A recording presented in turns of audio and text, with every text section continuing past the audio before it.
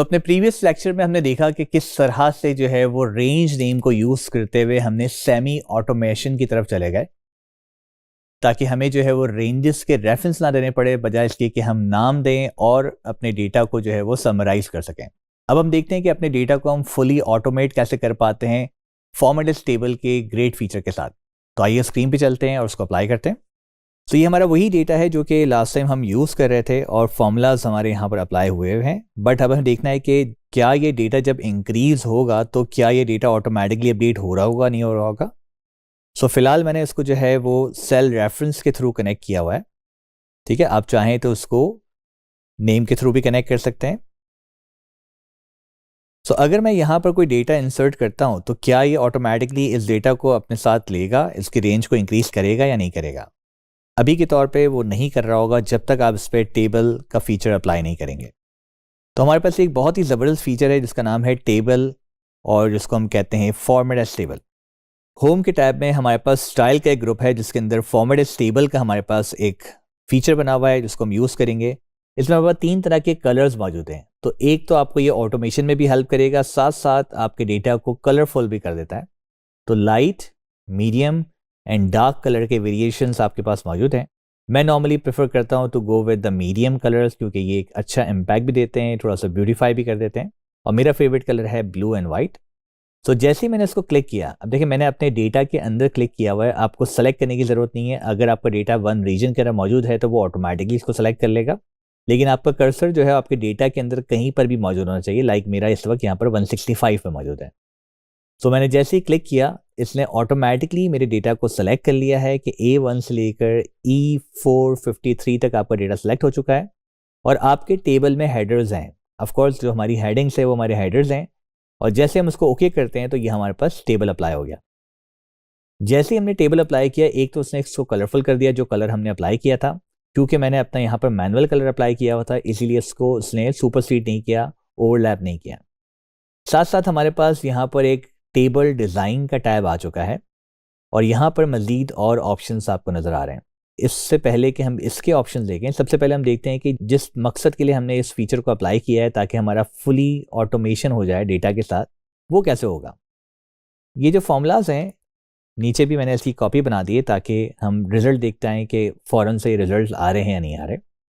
तो अब जब मैं नीचे की तरफ डेटा यहाँ पर इंसर्ट करता हूँ तो क्या वो ऑटोमेटिकली इसको अपडेट करेगा या नहीं करेगा, उसको रेंज में लेगा नहीं लेगा। तो अगर मेरा देखें डेटा इस वक्त यहाँ पर 453 तक यहाँ पर है, जो कि हमारी ये वाली रेंज है। और जैसे ही हम 454 पे कोई डेटा एंटर करते हैं तो क्या ये ऑटोमेटिकली रेंज को इंक्रीज करता है, लेट्स सी। सो मैंने यहाँ पर 500 इंसर्ट किया और जैसे ही मैं एंटर करता हूँ तो यहाँ पर इसने एक और रॉ ऐड कर दी, क्योंकि ब्लू और वाइट की सीरीज चल रही थी तो ब्लू कलर यहाँ पर आ गया।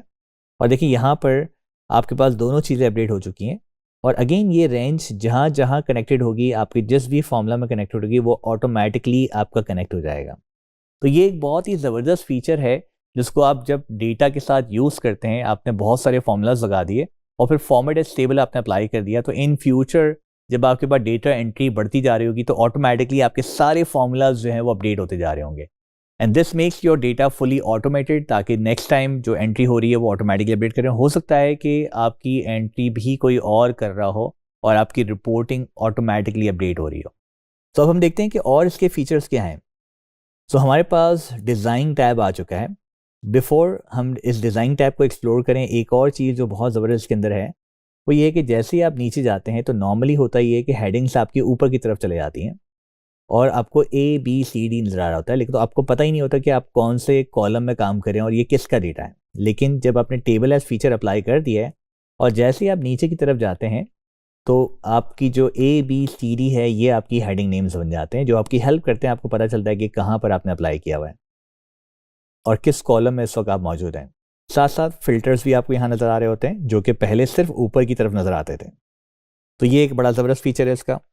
प्लस अगर आप यहाँ पर कोई कॉलम ऐड करते हो इन फ्यूचर, तो नॉर्मली जो भी कलर्स हमने एक्सेल में किए हुए होते हैं वो आपको खुद करने पड़ते हैं, लेकिन जैसे आपने टेबल का फीचर अप्लाई किया है, लाइक मैं यहाँ पर एक एक्स्ट्रा के नाम से जो है वो कॉलम अप्लाई कर रहा हूँ, तो उसने देखें ऑटोमेटिकली उसको रेंज में लिया और ऑटोमेटिकली इसको कलर भी कर दिया। प्लस जब हम फॉर्मूला ऐड करते हैं और फॉर्मूला को ड्रैग करना पड़ जाता है, तो फॉर इंस्टेंस मैंने कहा जो भी रेवेन्यू लिखा हुआ है उसको मल्टीप्लाई बाय 2 कर दो और जैसे मैं एंटर करता हूँ ऑटोमेटिकली आपका डेटा जो है वो नीचे की तरफ ड्रैग हो गया। तो ये कुछ फीचर्स ऐसे हैं जो कि डेटा एंट्री में आपको काम आते हैं, लेकिन 2-3 फीचर्स और इतने ज़बरदस्त इसके हैं जो कि अभी हम देखते हैं। लाइक मैंने यहाँ पर टेबल डिज़ाइन पे क्लिक किया तो हमारे पास यहाँ पर टेबल स्टाइल्स दिए हुए हैं। सबसे पहले आपने ब्लू कलर सेलेक्ट किया था, बट आप अपने मूड के हिसाब से कलर चेंज कर सकते हैं, या जो मैनेजमेंट को कलर चाहिए वो आप यहाँ से ले सकते हैं। Any colour you want, feature same रहेगा, सिर्फ कलर चेंज हो जाएगा। तो लेट्स कीप इट ग्रीन, और यहाँ पर पूरा ग्रीन हो गया क्योंकि मेरी हेडिंग भी ग्रीन थी। इन फ्यूचर भी आप इसको जिस तरह से चाहें, जब भी चाहें इसको चेंज कर सकते हैं। देन आपके पास टेबल स्टाइल के ऑप्शंस दिए हुए हैं, जिसमें सबसे पहले आपकी हेडर रॉ है। तो अगर आपको हेडर रॉ को चेंज करना है तो आप यहाँ से कर सकते हो, क्योंकि इस वक्त हमारी वाइट कलर हुआ हुआ है टेक्स्ट का, तो ये पूरा इसने वाइट कर दिया है, इसलिए दोबारा लेकर आ जाते हैं इसको। हमारे पास जो है वो बैंडेड रॉज हैं जो कि आपको नज़र आ रहा है, एक कलर है, एक वाइट है, एक कलर है, एक वाइट है। अगर इसको ये फीचर नहीं चाहिए तो आप यहाँ से हटा सकते हैं इसको। लेकिन अगर आपको बैंडेड कॉलम्स चाहिए, अगर आपको कॉलम वाइज रीड करना है, तो जो बैंडेड रॉज और कॉलम्स के जो ऑप्शन है ये आपको रीडेबिलिटी में हेल्प करते हैं। तो अगर आप बैंडेड रॉज करेंगे तो ये रॉ वाइज रीड करने में आपको हेल्प करता है। अगर आप बैंडेड कॉलम्स करते हैं तो यहाँ पर आपको कॉलम वाइज रीड करने में हेल्प कर रहा होता है। तो फिलहाल हम इसको बैंडेड रॉज पे ही रखते हैं। लास्ट कॉलम को आपको बोल्ड करना है या फर्स्ट कॉलम को आपको बोल्ड करना है, या दोनों करने हैं, वो आपकी मर्जी है। देन आपको फिल्टर के बटन चाहिए या नहीं चाहिए, तो ये फिल्टर के बटन भी यहाँ पर दिए हुए हैं। कुछ और जो बेसिक फीचर्स इसके अंदर मौजूद हैं जो कि बड़े ही ज़बरदस्त हैं।